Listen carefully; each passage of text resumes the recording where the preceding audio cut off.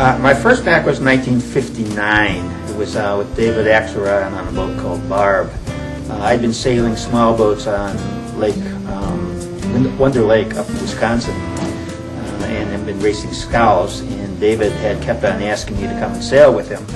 And my family finally sold the summer cottage, and so it seemed like a logical thing to do, so I went aboard.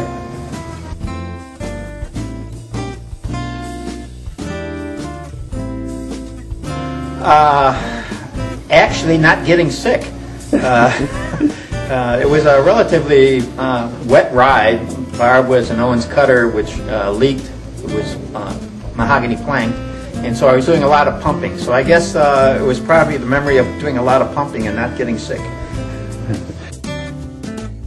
Yeah, probably Dora, when I raced with the Gary Mull Dora. It was interesting that we were sailing along. It started out as a light beat, and then went into a little bit heavier beat, and then went to a run. And we were sailing, getting close to the Straits, Mackinac Straits, and got into the Straits, and was blowing pretty good, but not really hard yet. And then it started getting really, really light. And all of a sudden, Lynn came up, who was the owner, and said, "Take the chute down, get up a storm jib, and reef the main." And it's only blowing like 6. And I found out later about that he had actually made communication, and found out that at Grays Reef Light, which was named at that time, there were 70 knots of breeze blowing out of the northwest, and it hit us about maybe 10 minutes after he said get everything down.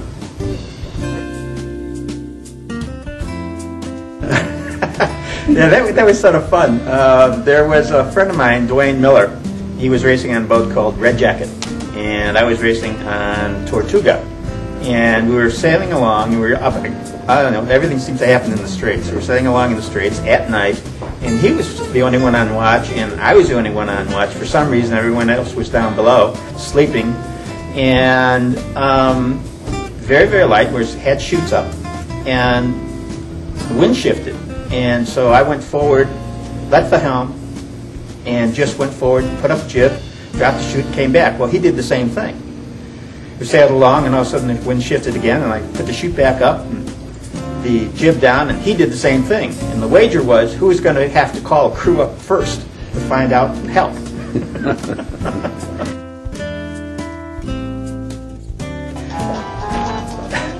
Probably it would have to be the Iroquois. And it was the year that we went on Diablo. Diablo was a 50-foot Columbia 50. And we were sitting. We had done fairly well, we knew, and so we were standing on the balcony of one of the rooms with a telescope, looking down the Straits and drinking strawberry daiquiris. And so I guess that would be my best place.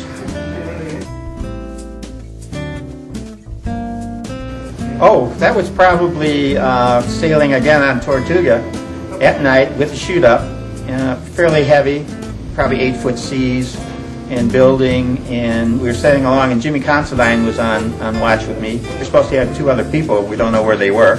We found out. But it kept on getting heavier. And Jimmy said, "You know, we should probably get that chute down." And I said, "Yeah, you're right, Jimmy," because we had a 3/4 ounce up, and it had picked up now because we were going with it. It was only the apparent was only like 15, which meant it was probably blowing more like 20 or more. And seas were building, and Jimmy said again, "We should get the chute down." And I said, "Well, where's the rest of the crew?" And their voice came out of a porthole back aft saying, "We're down here around the rudder post holding the transom down so you can steer." I said, "Great." Kept on going, and Jimmy said one more time, "We need to get the chute down." And I said, "Jimmy, I'm steering." And he didn't say anything more, and about 15 seconds later the chute came down because God took it down.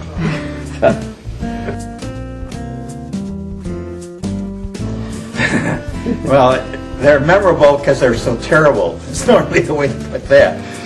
It was one year with flies. The flies had gotten so bad, they had been waiting for us. And they had landed on the deck and on the top sides. It was very, very light, and we had to wash the flies and things off in buckets, because every time you'd walk, you'd just crush them, and they'd get all over the deck, and they'd become very slippery and dangerous. Yeah, equipment failure. That was interesting. I was racing on a stretch tartan 41, and the mast came down, and so I consider that equipment a failure. I was down below in the bunk, and all of a sudden I slid forward because we stopped very quickly, and knew something was wrong. Fortunately, there was no one got hurt. We were running. Always happens with the chute. One of the upper shrouds let go, and the top of the mast was bent over, and we lost it.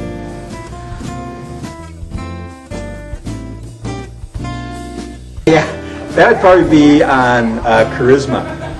We were sailing along. It was owned by Jesse Phillips, and we had Tommy Caro and Booty Winslow, Sig Nelson, really good crew. And we were sailing along right off Cathead Point, and we were beating, and we were going inshore. And we're saying, we're getting pretty close. And Jesse, who was navigating down below, said, we're getting a little shallow. And we said, how shallow? And he said, oh, around 30. And we said, well, keep on calling it out. And so he kept on calling it out. And when he would say 30, 25, 25, 28, 25, 20, 20, 15, 10, 5. And we were aground.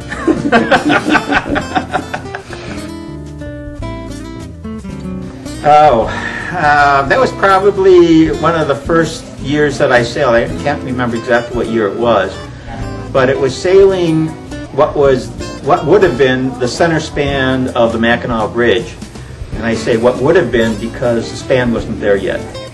And what was there was just the pylons and the cables strung to shore, and the spans were in place on either end, but they were working on the center span, which wasn't in place.